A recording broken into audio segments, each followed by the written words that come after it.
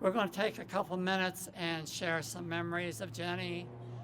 If you have a special memory, if you could come up to the podium here and just tell us what that memory is. Ginny was a very special person, and I know there's a lot of stories out there. You know, don't be, if you're not a public speaker, that's fine. It's just a group of us neighbors and family here. So who wants to go first? Becky. Ginny was my sister, and we lived here all our lives. I'll try not to cry. And, all right, so what I was going to say was she took pride in Old Louisville, and she always was cleaning the alley or sweeping somebody's sidewalk off or something. She was always doing something, and as a part of the Old Louisville Neighborhood Society, if you notice all the black iron garbage cans around that say Old Louisville on them, well, they started that, and there used to be gas street lights. I think they might have turned them into electric now. That was all their idea. Ginny was part of that. And now those iron garbage cans are all over the whole city. Each neighborhood has their name on it, which is pretty cool. And she also started another little group called Parents Against Prostitution. And you can imagine what that entailed, so I won't go any further than that. But we had a problem on 2nd Street, and it was gone 3 weeks later, thanks to the Old Louisville Police Department giving us people's name and number from their license plate, and we called up their wives and told them what they were doing on their lunch break. So that, and her derby hats.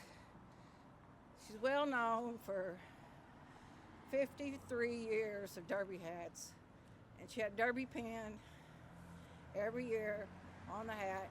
She'd take them off the old hat, make a new hat if the old hat didn't hold up. Depends on the weather for derby. And this would have been her 54th, and we all went out and celebrated this year as the 54th, which was fun because I hadn't been in years. I went 25 years in a row with them. That was it. But Ginny was a character. She was my sister, and I love her, and I miss her. Bye. Okay, I'm Savannah. I'm her oldest granddaughter. She would be very bashful to know that we're all standing here. She would not. She would just be like, y'all don't need to do that for me. Y'all don't need to do that for me. But it's really awesome that she has a street sign now. That is like the greatest thing ever. My sisters and I and my cousins all grew up on 2nd Street, and so it was just a walk down the alley. She would always make sure that we got home safe, wait for us down the alley. We would always go to all of the like 2nd Street events. So like she was super big into St. James Art Fair. She probably has 20 sweatshirts for every year that we got. I think Katie's wearing one of them. We always went to the Christmas parties. They were always great. She definitely had a lot of pride for 2nd Street. She had a lot of pride for Old Louisville, and she definitely ingrained that in us. So I feel very grateful to be her granddaughter. I'm very proud to be her granddaughter. You should definitely check out her derby hat if you haven't seen it. I got to wear it to the derby this year because she couldn't make it, and it was amazing. She loves, I don't want to say she loves attention, but she kind of did. So she would say like, now you can wear this hat, but you're going to get stopped by a bunch of people in the derby. And sure enough, it was true. But it's good to see everyone here. So thank you for coming. And I'm really excited to see the side. So, hey. Hi, I'm Ken Plotnick, and I live at this house. And for years, I would see Ginny coming down the street, and you always could tell it was Ginny coming down the street. You didn't have to look in there very hard because her dashboard was filled with an innumerable number of small items, little characters, all glued on there, maybe 50 of them or so. So I always knew it was Ginny.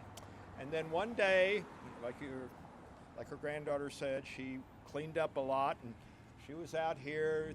I tried to clean up a little bit, but she was out here cleaning it up. And since my trash cans were right over there, she put the trash in the trash cans, which was fine. I didn't have any problem. And then, Tuesday came along, and the city doesn't take trash if it's not in bags. So they didn't take the can. And she was very apologetic about it, which of course was unnecessary, but I told her, well, they won't take it if it's not in a can. So those are my memories of Ginny, and may she rest in peace. I lived next door to Ginny and Becky and Miss McCandless in the 60s. And Ginny, I was 6 years old, and she came over to babysit. And I just remember we would just like stare at her. She had like this white hair. I'm like, all of us were dark haired, so we were all just sitting there staring. But that's really my first memory of Ginny. So. Hi, I'm Tom Woodcock. My wife and our kids lived across the alley from Ginny. And I think the most important thing I'd say today isn't any little anecdotes about her. It's the fact that she left us a fantastic family. Up and down 2nd Street, kids and grandchildren still going on this day. So even though she's going to have an alley named after her, we should remember the importance of family. We see all these really tall young women coming and going all times of day and night. You know whose legacy that is. Just wonderful. So thank the Keens for being as hardworking and as persistent as they've been. We all appreciate it.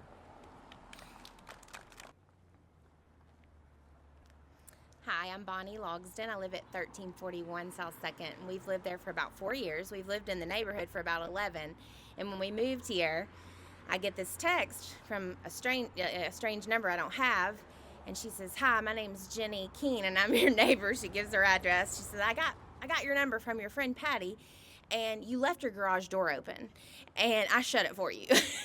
And I hurt my hand, but I'm okay. And I said, well, thank you. I appreciate that. I said, how did you know where the button was? Because in our garage, it's kind of in a secret place. And she said, oh, I already knew from the people that lived there before. And I thought, who is this lady? And anytime you'd come up and down the alley, if somebody's garage door was open, I had caught her many a time, stopped with her car, running out of somebody's empty garage. And if you didn't know better, you thought she was stealing something out of there. But she was just trying to be a helpful neighbor and make sure nobody else got your stuff out of your garage. And it was really, really just a sweet thing that I think is a hilarious little thing that she did for everybody down this alley and probably all over the place. She'd be pulling the emergency things and flying out of there. So I thought that was great. She was a great neighbor.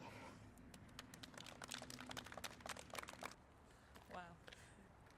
I'm Andy. I'm her son, one of them. This is one of my daughters, Ava. I'm now the person that shuts the garage doors in the alley.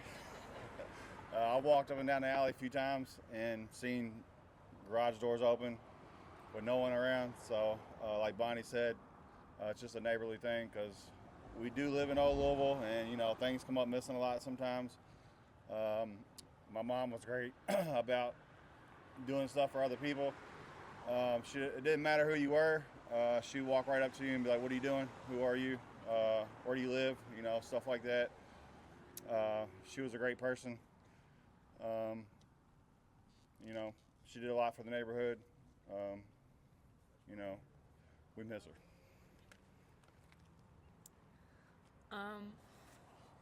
This is Ava, her youngest, or besides Summer and Reagan and Riley. Yeah, she had what? I can't think, 9 granddaughters.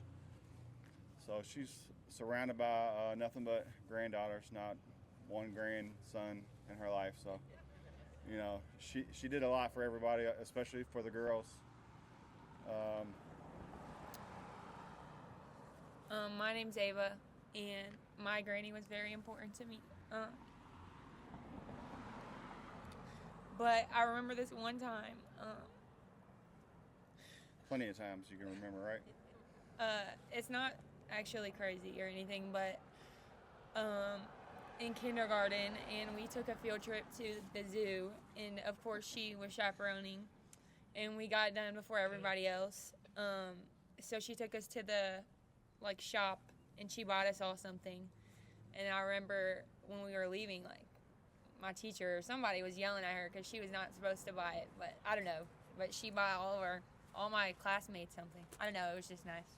Yeah, she's not hard to forget. She is the one that had all the solar dancers, like he said, in her car. And I'm talking everywhere we went. If it was Alabama or Indiana, there would be 3 or 4 people taking pictures of her van, and be like, "Look at this." It was pretty crazy. So a lot of great memories. So, Summer, you're next. Let's go. My name is Byron Banks. I'm friends with Andy and John, JB, and I don't know. She was a great woman. I mean, just to piggyback off some of the stuff that some other people said, she was just I don't know. I worked funny shift. She picked my daughters up, treated both my daughters like her grandchildren.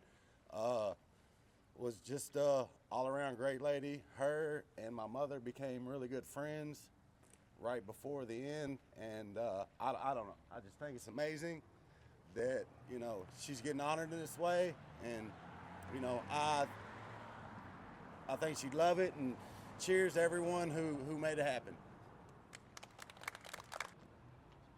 My name is Bruce Cohen. I have a property. I have a property at 1371 South 2nd, which I've had for probably 35 years.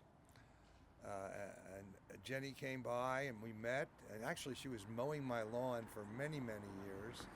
But what was really interesting is she came by and said, "I've got a picture of your house during the flood of 37.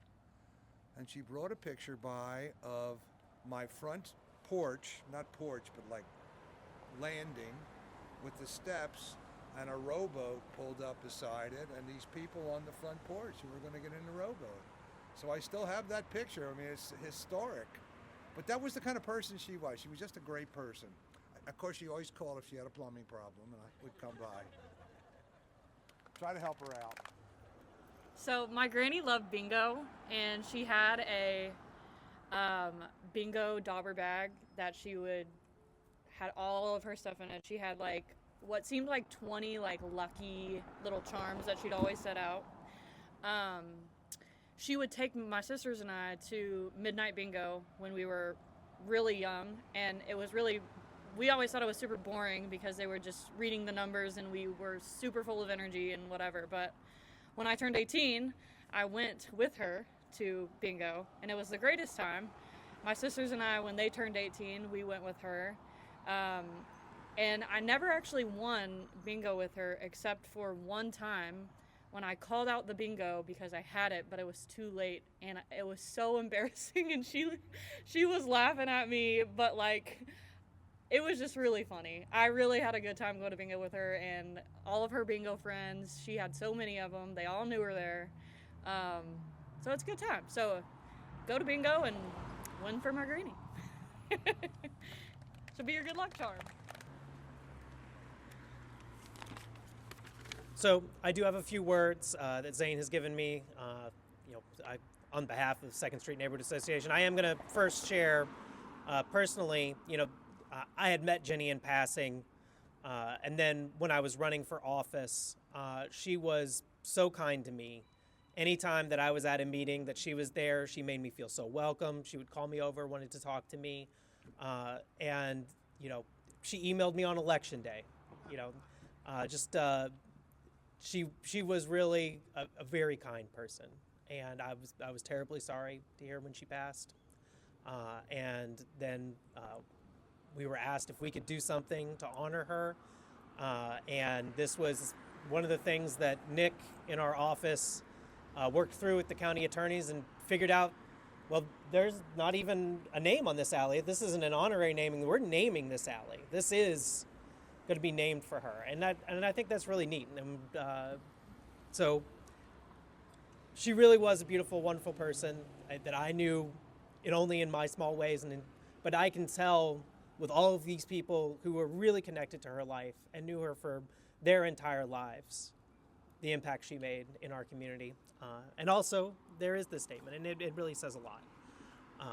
Ginny Keen was a friend and a neighbor, but Ginny was more than that. She was the unproclaimed sheriff of the 1300 block of South 2nd Street. If you were new to the neighborhood, Ginny would often be the first neighbor you would meet, often before you finished emptying your moving van. Ginny made it her business to know who was moving into our neighborhood and what was happening in our neighborhood. Ginny not only welcomed people, but was a strong supporter of the South 2nd Neighborhood Association, and would tell people about all the things that SSNA did well, as well invite them to meetings and potluck dinners. Ginny was a one-person welcoming committee for the 1300 block of South 2nd Street. As anyone who lived on the east side of the 1300 block will tell you, Ginny was very proud of her alley and made it her business to make sure that people brought their trash cans out the night before pickup and took them back after pickup. If you didn't follow the rules, you would get a verbal citation from Ginny. Ginny was so proud of her alley that she was instrumental in the 1300 block alley winning the Brightside Clean Alley contest in 1996 and 1997. In 1996, the contest was won and received a $1,000 award for first place. Ginny left a legacy for us all to follow, and it is only fitting that we should recognize her today for her accomplishments by naming this alley in her honor. And I think there's nothing left to do but to go ahead and unveil the sign. Let the grandkids, yeah, that's what I was going to say. Kids, come on up.